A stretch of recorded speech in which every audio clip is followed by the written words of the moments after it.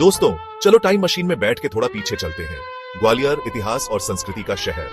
यहीं 25 दिसंबर 1924 को एक लीजेंड का जन्म हुआ, अटल बिहारी वाजपेयी। वाजपेयी जी का परिवार पढ़ाई लिखाई को बहुत मानता था। उनके पिता कृष्ण बिहारी वाजपेयी एक सम्मानित टीचर थे। छोटी उम्र से ही अटल जी को नॉलेज का बहुत शौक था। उन्हें पढ़ना बहुत पसंद था और उनके दिमाग में हमेशा सवाल उठते रहते थे। ग्वालियर का ये छोटा सा लड़का आगे चलकर लाखों लोगों को इंस्पायर करेगा। वो इंडिया के सबसे रिस्पेक्टेड लीडर्स में से एक बनेगा। लेकिन ये सब शुरू हुआ एक जिज्ञासु दिमाग और एक प्यार करने वाले परिवार से।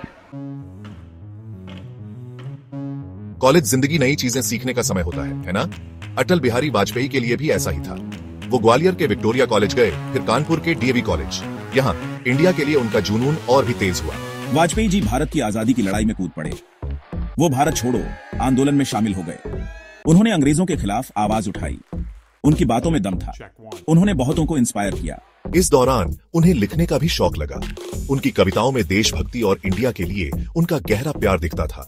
उन्होंने आजादी की कगार पर खड़े एक देश की उम्मीदों और सपनों के बारे में लिखा। साल था 1942। यह वह समय था जब भारत में स्वतंत्रता की लहर अपने चरम पर थी। महात्मा गांधी के नेतृत्व में भारत छोड़ो आंदोलन ने पूरे देश को एकजुट कर दिया था।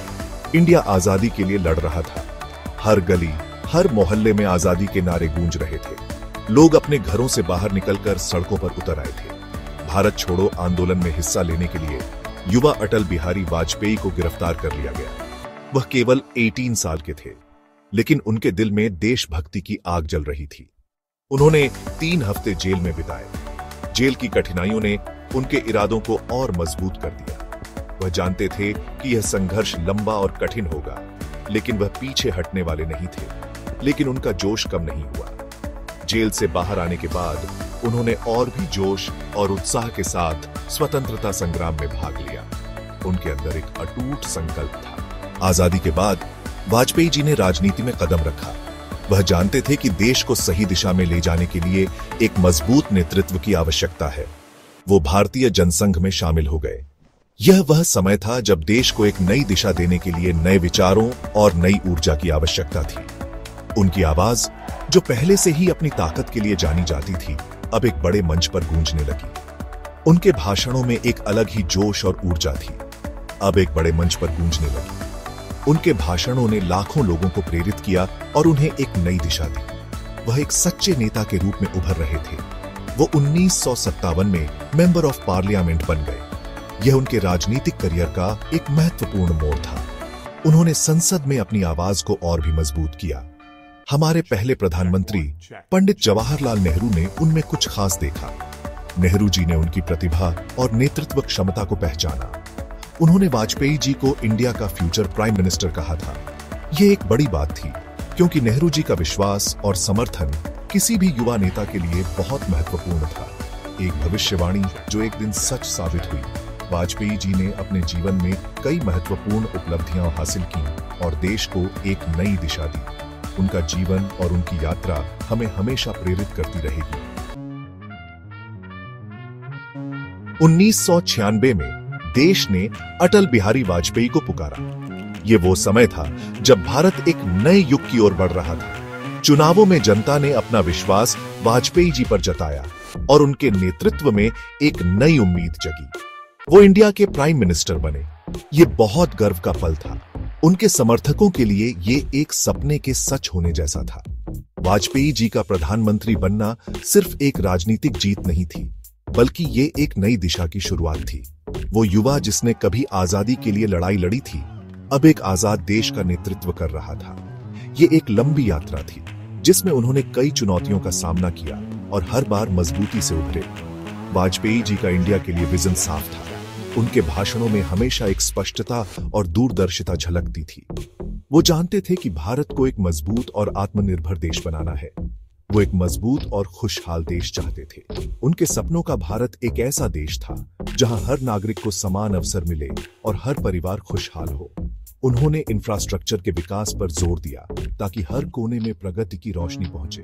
एक ऐसा देश जिसका दुनिया में सम्मान हो।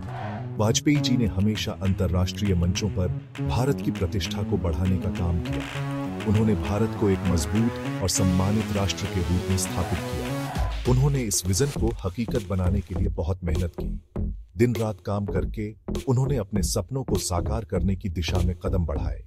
उनकी मेहनत और समर्पण ने देश को नई ऊंचाइयों पर पहुंचाया। वो टेक्नोलॉजी की इंपॉर्टेंस समझते थे। उन्होंने हमेशा नई तकनीकों को अपनाने और उन्हें बढ़ावा देने पर जोर दिया।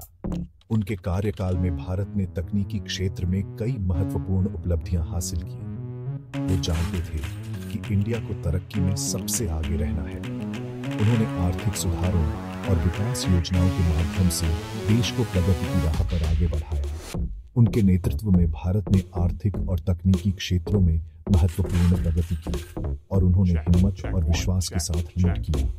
उनके नेतृत्व में देश ने कई महत्वपूर्ण मील के पत्थर पार किए। उनकी दृढ़ता और आत्मविश्वास ने देश को एक नई दिशा दी। भारत के लिए एक प्रधानमंत्री वाजपेयी का विजन हकीकत बना। उनके नेतृत्व में भारत ने एक नई पहचान बनाई और एक मजबूत और आत्मनिर्भर राष्ट्र के रूप में उभरा। वाजपेयी जी का योगदान हमेशा याद रखा जाएगा। 1998 में दुनिया ने देखा जब इंडिया ने पोखरण में न्यूक्लियर टेस्ट किए। ये इंडिया के इतिहास का एक बड़ा पल था, गर्व और दृढ़ संकल्प का पल। वाजपेयी जी ने इंडिया की सुरक्षा के लिए ये बड़ा कदम उठाया। वो एक मजबूत डिफेंस में विश्वास रखते थे। वो चाहते थे कि इंडिया अपनी रक्षा खुद कर सके, लेकिन वो शांति के भी पुजारी थे। वो सभी देशों के साथ अच्छे रिश्ते चाहते थे। वो बातचीत और समझौते में यकीन रखते थे। उन्होंने दुनिया को दिखाया कि इंडिया एक रिस्पॉन्सिबल न्यूक्लियर पावर है।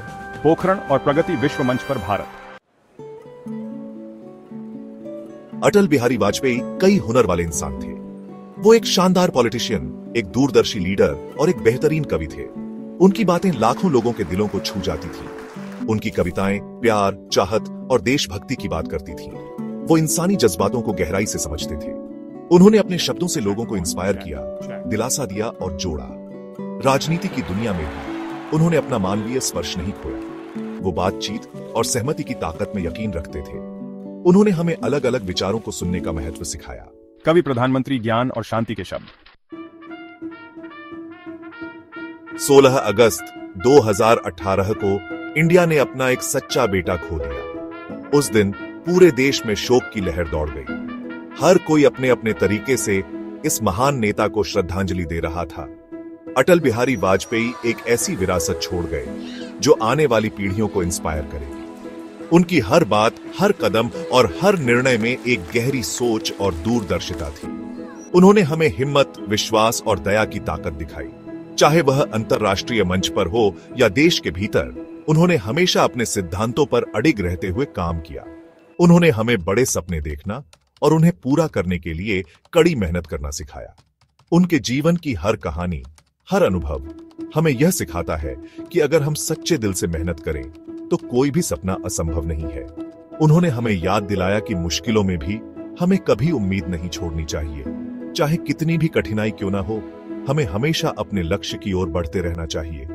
उन्होंने हमें लीडरशिप का असली मतलब समझाया। एक सच्चा नेता वही होता है जो अपने लोगों के लिए सोचता है, उनके लिए काम करता है और उनके साथ खड़ा रहता है। आइए हम अटल बिहारी वाजपेयी को सिर्फ एक पॉलिटिशियन के रूप में नहीं, बल्कि एक कवि, एक राजनेता और इंडिया के एक सच्चे बेटे के रूप में याद रखें। उनकी कविताओं में उनकी भावनाएं और उनके विचार झलकते हैं। आइए हम उनकी विरासत को आगे बढ़ाएं और इंडिया को एक ऐसा देश बनाने की कोशिश करें जिस पर उन्हें गर्व हो। उनके सपनों का भारत, जहां हर व्यक्ति को समान अवसर मिले और हर कोई अपने सपनों को पूरा कर सके। अटल बिहारी वाजपेयी प्रेरणा की विरासत। उनकी यादें, उनके विचार और उनकी शिक्षाएं हमेशा हमारे साथ रहेंगी, हमें प्रेरित करती रहेंगी और हमें एक बेहतर भविष्य की ओर ले जाएंगी।